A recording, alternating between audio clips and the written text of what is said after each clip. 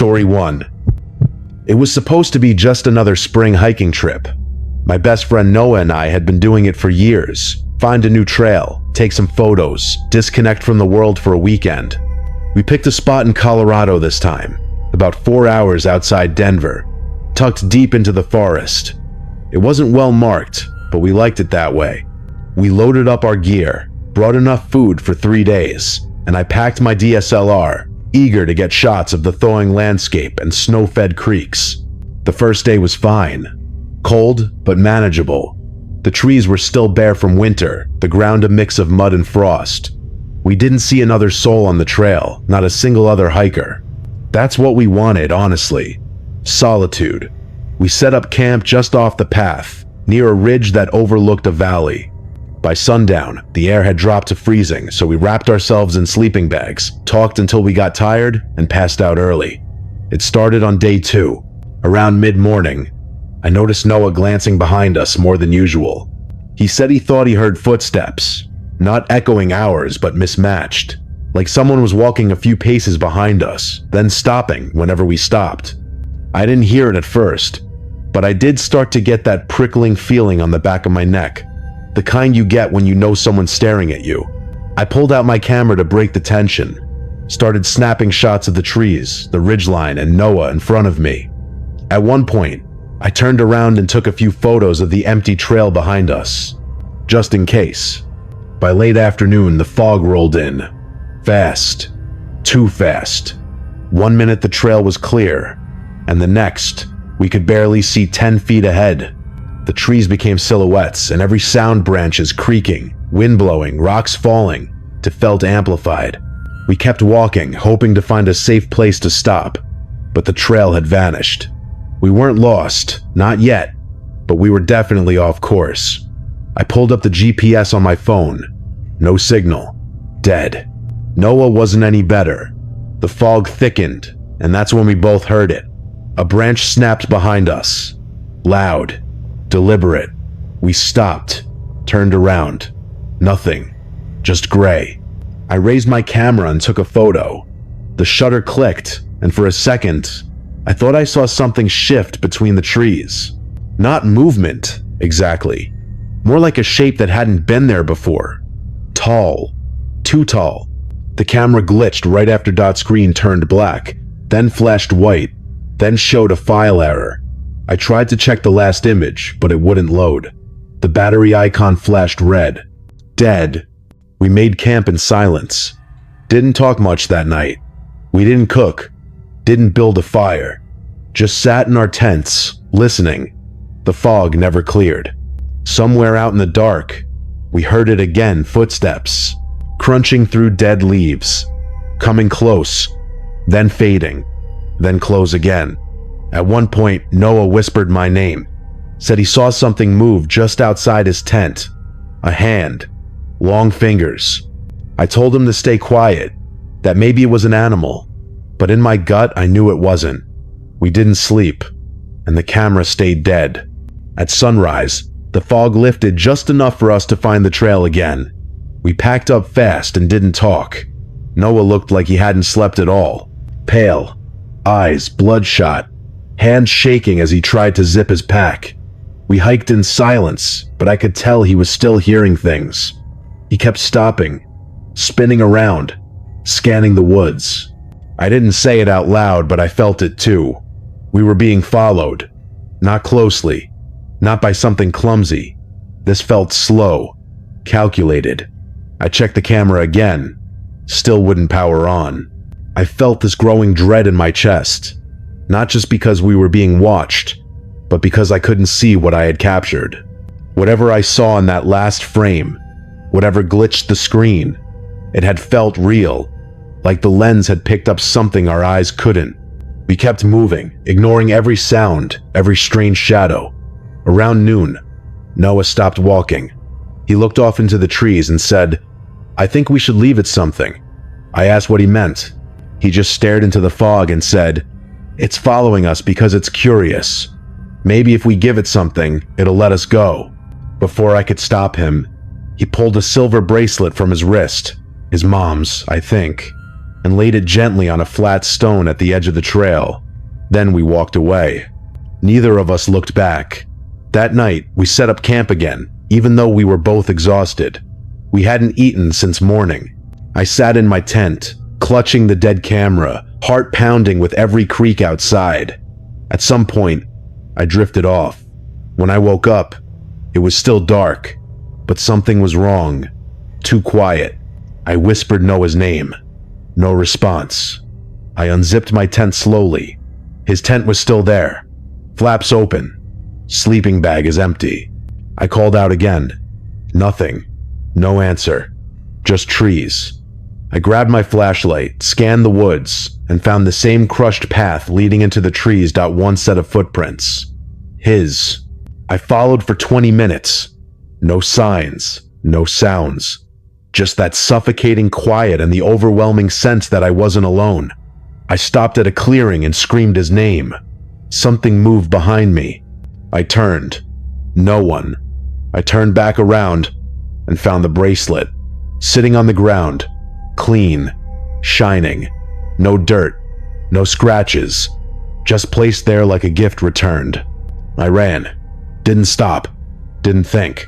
I found the trail again, then the road, then a gas station 5 miles later. The clerk must have seen the panic in my face because she called someone right away. Cops, rangers, search dogs. They found my camp, my things, but no sign of Noah. His tent was untouched. His pack was zipped. And then they found the camera. One of the officers brought it to me in an evidence bag. "This yours?" I nodded. He said it had been sitting on the trail, on the stone where Noah left the bracelet. I took it back, charged it, turned it on, and the screen worked. I scrolled through the photos. Mountains, trees, Noah smiling, more trees. Then the fog. Then that last photo I'd taken on the trail when I thought I saw something behind us. But this time, the image was clear. In the middle of the frame, just behind the trees, was a figure, 7 feet tall, thin, pale gray skin, no eyes, just sockets, long arms bent the wrong way. It wasn't moving, just watching. And behind it, the woods bent slightly, like the trees were leaning away from it. I showed the rangers. They didn't say much, just nodded, asked if I'd altered it. I told them I hadn't. I don't think they believed me. A few days later, I checked the camera again, scrolled to the end. There was a new photo, one I hadn't taken. It was me, lying in my tent, fast asleep. The camera had been next to me. I hadn't touched it. Something else had. Story 2.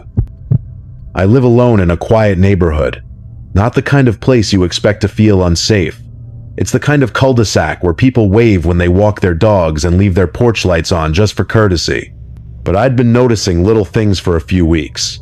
My Amazon packages are arriving, half opened, mailbox slightly bent, porch mat moved a few inches each day. At first I blamed raccoons or kids for being stupid, but then I found a muddy footprint right on my welcome mat, one that didn't match any shoe I owned. That's when I ordered the smart doorbell camera. Nothing fancy, just motion detection and cloud backup. I installed it myself, synced it to my phone, and figured that would be the end of it. The first few nights were quiet. Some bugs, a neighbor cat. One time the wind blew over a trash bin, and I got an alert. Nothing suspicious. Until the 4th night, I got the notification at 3:12 a.m. motion detected. I was asleep, so I checked it when I woke up. The video showed the porch completely empty. No person, no movement, just the camera turning on by itself. I thought it might be a software glitch, but it happened again the next night. Same time, same nothing, just a 30-second video of absolute stillness. The 5th night, the motion was triggered at 3:12 a.m. again, but this time, something was off. The light on the doorbell flickered, like it was struggling to stay on, and there was a faint shadow, just for a split second, on the left edge of the frame. Not a person, not an animal. A vertical shadow, tall and narrow, like someone was standing just outside the view.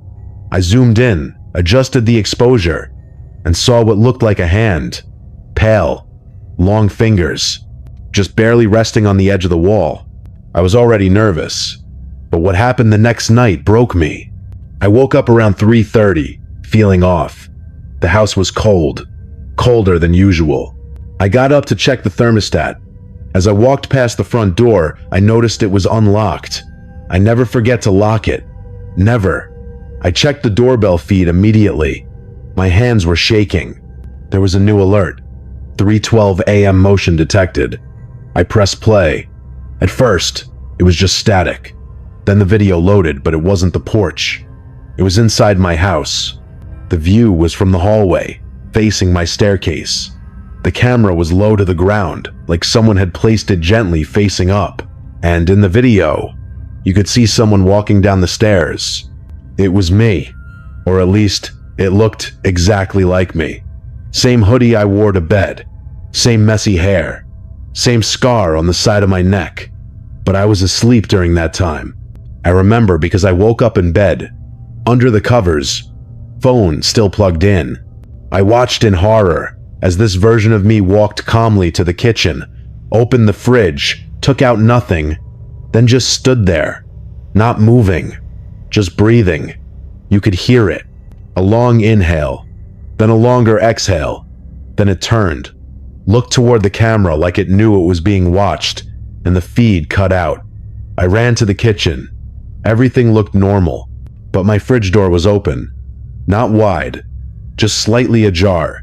I slammed the fridge shut, locked every door and window, and just stood in the living room with my phone in my hand.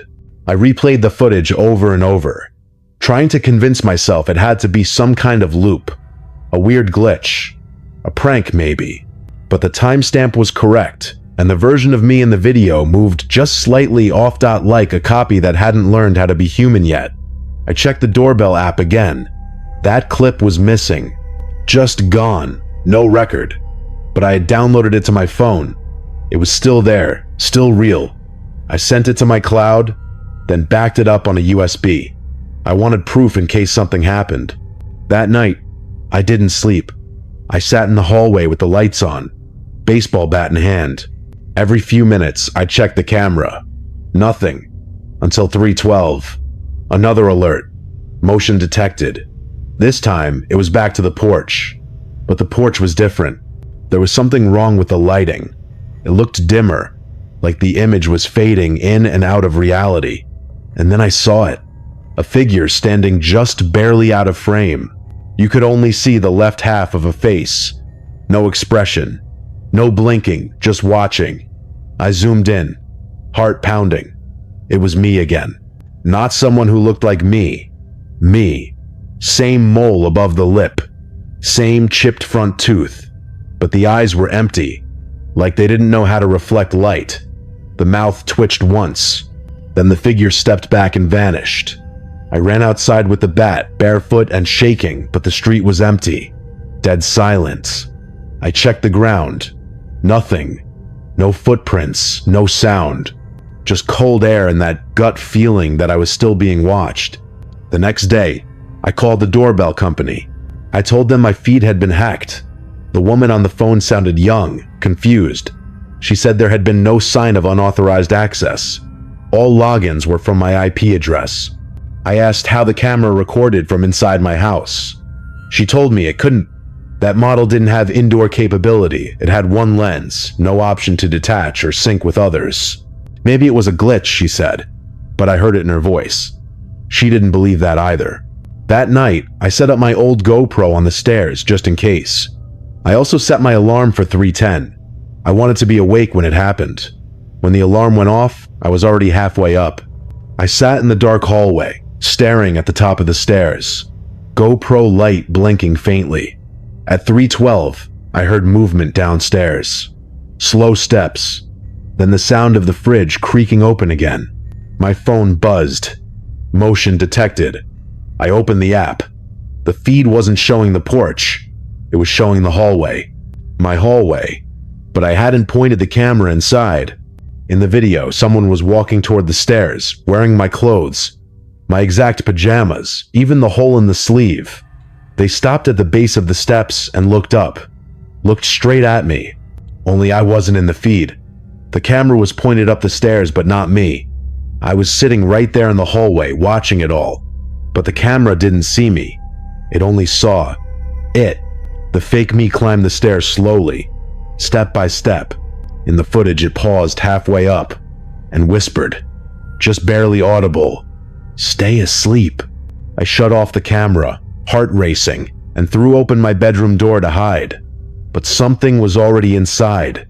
I saw my reflection in the television screen, but it blinked out of sync with me.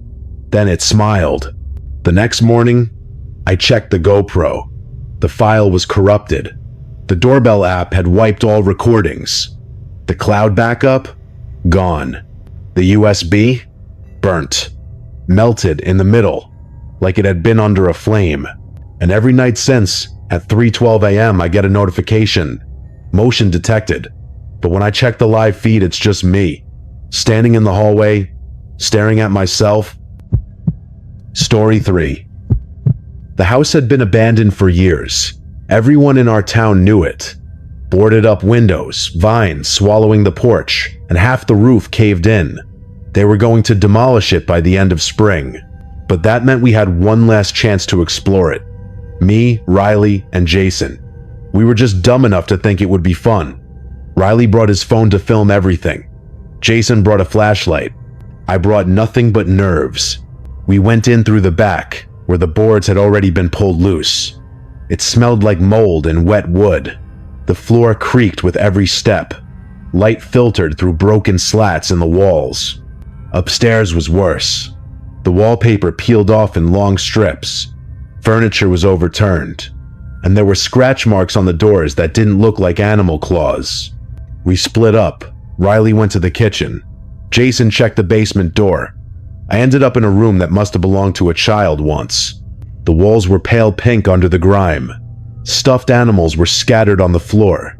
And on the dresser sat a camera. An old Polaroid. Heavy, dusty, but surprisingly intact. I picked it up, and when I turned it over, I saw something that made me stop cold. There was a film still inside. One undeveloped shot left. Jason called out from the hallway, asking if I had found anything. I said, yeah, just a camera. He told me to bring it. We met back in the living room, sat on the dusty old couch, and laughed nervously about how gross the place was. Riley said we should take a group photo with the Polaroid. One for the road, he said. I hesitated. The room felt colder than it had before. The windows were broken, but this wasn't breezy cold. It was something else. But I said, okay. Jason held the camera, pointed it at us, and clicked the shutter. The picture slid out, slow and whirring, as we all laughed. He shook it like you're supposed to, though I'd heard you weren't supposed to do that anymore. We waited. The image began to form. Faded shapes, colors, outlines. But then we all went quiet. Because it wasn't just the three of us in the picture. There was a fourth person, standing in the background, in the shadows near the stairs. We hadn't seen anyone else, hadn't heard a thing, and yet there it was. A face, pale, eyeless, just standing there like it had always been with us. Jason dropped the photo. Riley picked it up, shaking. We need to go, he said. We didn't argue. We walked fast, trying not to look back. The air was heavy, like something was pressing down on our shoulders. I kept feeling like something was right behind me, but I never turned around. We made it out. Back to the street. Back to daylight. No one said anything until we got to Riley's car. He started the engine, then stopped it again. Guys, he said, his voice barely above a whisper. I didn't take the photo. We all looked at him. What do you mean? I asked. I never pressed the button, he said. I raised the camera, but it went off by itself. We sat in silence for almost a full minute. Jason kept staring at Riley like he was waiting for a punchline. I just held that photo, hands shaking, trying not to look at the shape in the background. Riley swore on everything. He never clicked the shutter. He lifted the camera, lined up the shot, and it just fired. On its own. Jason finally spoke. So who the hell pressed the button then? We didn't answer. No one had to. We all knew the real question was worse. Not who took the picture, but what was in it with us. That night I couldn't sleep.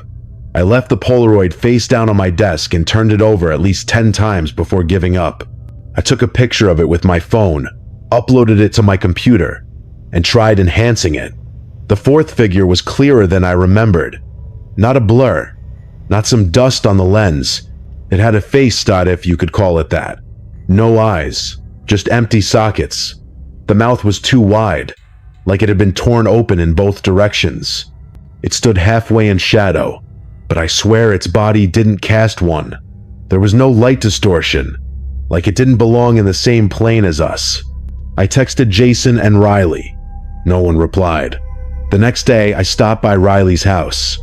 His car was there, front door wide open. I knocked. No answer. I stepped inside. The living room was trashed. His phone was on the floor, and the screen was cracked. His laptop was open. Dot on the photo. The same one. Only, it was different. There were 5 people in the shot now. I swear to you, a 5th person had appeared standing on the stairwell, barely visible, but there. I grabbed the laptop and backed out. Called the cops anonymously. I didn't want to explain what I saw. Just said someone broke in, and the place looked bad. Jason was next. I went to his place. Nobody answered. I banged on the door until his neighbor told me he'd moved out that morning. Packed everything and just left. No notice, no warning. When I got home, I pulled up the Polaroid again. The photo had changed. I know how crazy that sounds. But the 5th figure was clearer now, closer. The others .me, Jason, Riley, our faces had started to blur. Just a little, like they were melting. But mine was the worst. My eyes were fading. My mouth was starting to curl. I dug out the camera. Saturday, it on my desk. I wanted to destroy it, smash it, burn it, but I couldn't. Something about it held me there. I lifted it, looked through the viewfinder. The hallway was empty. I turned it toward my bedroom door. Empty. But when I pointed it at my computer screen, the Polaroid changed. It flickered. I swear to you, I saw myself in the live feed holding the camera, but behind me was that same figure, closer than ever, almost touching me. I spun around. Nothing there, but the air was cold, like breath on my neck. I left the house that night, drove 3 towns over to stay with an old friend. Didn't tell them anything. Didn't bring the camera. I threw it into a dumpster behind a gas station. When I got back 3 days later, my house was quiet, nothing out of place, until I walked into my room. The Polaroid was sitting on my desk. Same one. Only now, all 3 of us were gone from the image. It was just the figure, alone, and it was smiling.